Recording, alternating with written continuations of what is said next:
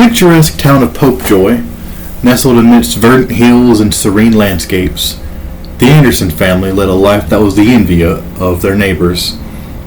Ian, an affable schoolteacher, his wife Amanda, a local nurse known for her compassionate nature, and their two children, Megan and Damien, a pair of lively and inquisitive youngsters, shared their cozy home with Lady, a golden retriever whose gentle demeanor and unwavering loyalty made her an indispensable part of their family. Lady's presence brought an ineffable sense of joy and warmth to the Anderson household. Her playful antics were a source of endless amusement, and her intuitive nature often seemed to understand the family's needs better than they did themselves.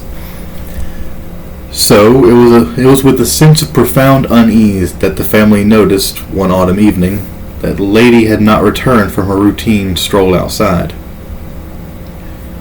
The hours ticked by, each minute stretching longer than the last, as the family's concern morphed into outright panic. They called out into the night, their voices echoing through the empty streets, but there was no sign of Lady. Then, just as the night seemed at its darkest, Lady returned. But the jubilant reunion the family had envisioned was not to be. There was something unmistakably different about her. Her once lively gait was now sluggish. Her eyes, which had always sparkled with a keen intelligence, now seemed dull, almost as though they were veiling some deeper, unreadable thought.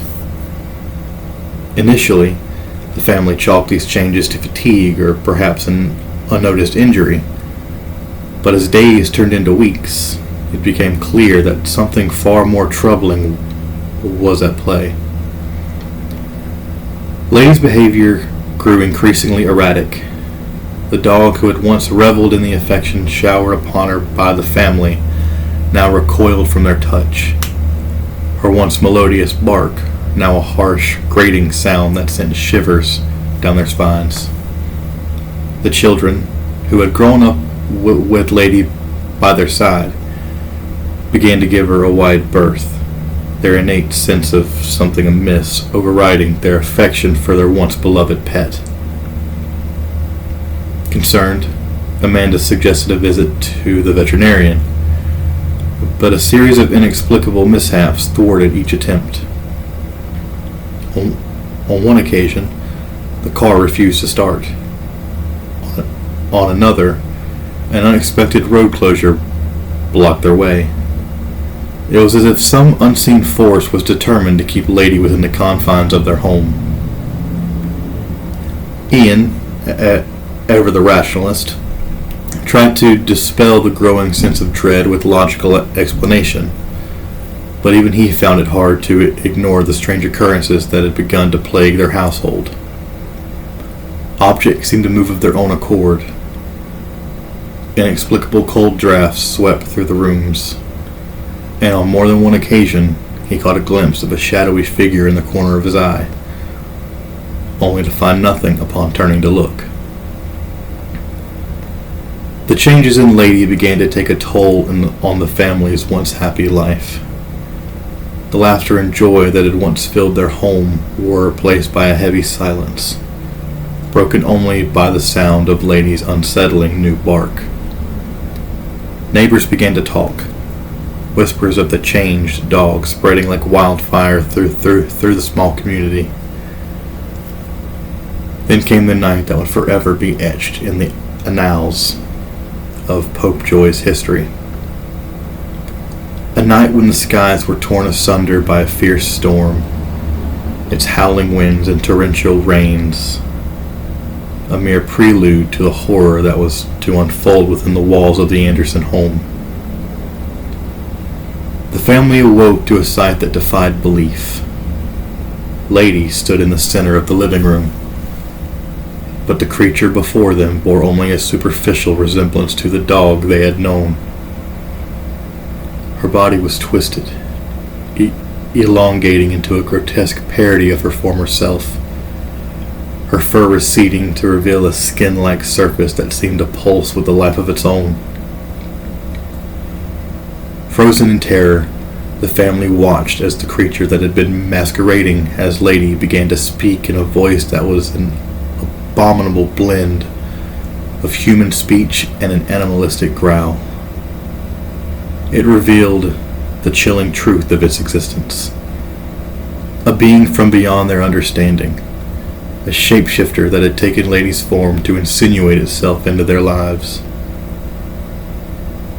The creature spoke of its need for love, the affection it required to satiate its hunger.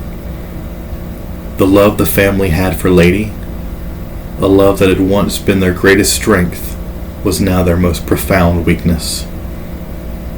In a desperate bid for survival, the family intended to fight back against a nightmarish entity that had infiltrated their home.